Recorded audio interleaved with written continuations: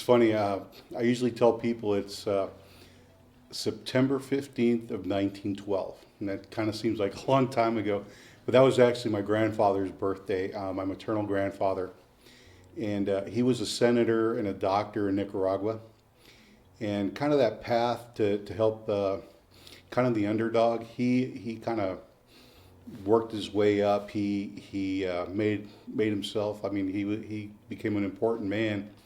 And in 1979, there was a regime change in Nicaragua, and we were living in the States. And he came to the U.S. basically with nothing.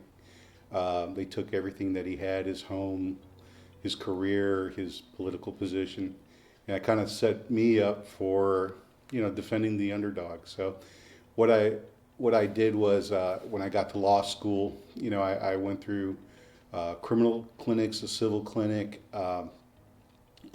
got into defending special juvenile immigrant kids who had been abandoned in the U.S. and try to get them, some type of status. I did some public defender work, and so when I went to practice, I started out in the city of Doraville in private practice, and I was such a pain to them so much that they made me a public defender. And then when the judge position opened up, a guy by the name of Rick Powell, who was a city attorney and a really good friend of mine, later became a judge, he appointed me judge. And from there, it just took off. It's been a wonderful experience.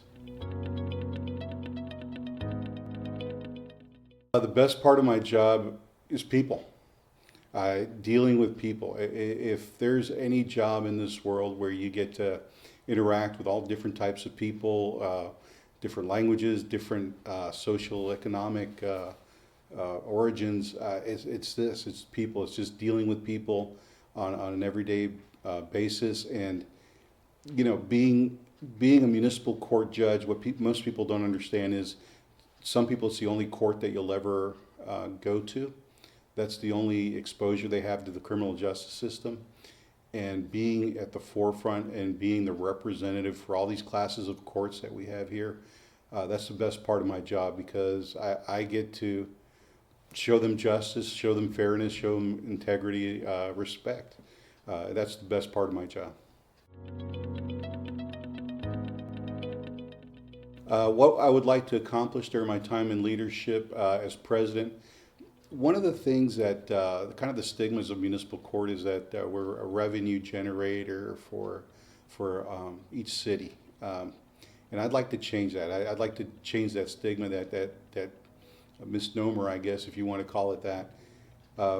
We do not do that. That's not our main goal. Our main goal, obviously, is to protect the community, make sure that people are getting fairness, or they're being treated with respect, justice.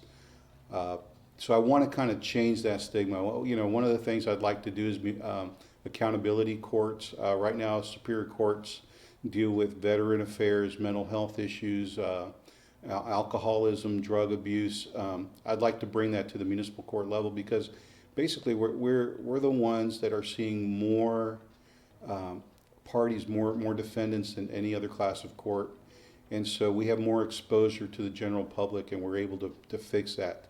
We're able to deal with those people and hopefully get them those resources, get them those services. That's one of my goals. Another goal that I have right now is the mentorship program for judges.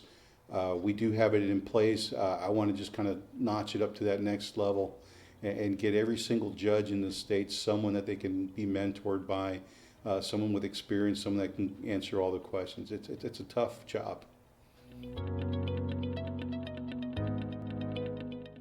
What am I watching right now? Night of the Seven Kingdoms. It's a Game of Thrones spinoff. Great show. It features a guy by the name of Sir Duncan the Tall, who comes from a place called Flea Bottom, which is, he was just poor. He just didn't have anything, and he hooks up with this knight who has lost his squire. And interesting enough, the knight's code is protect the innocent, maintain integrity and honor, which is kind of something we do, something that we'd like to want to espouse to do. But great show. It just kind of, again, it's the underdog kind of making the day and, saving, protecting the innocent.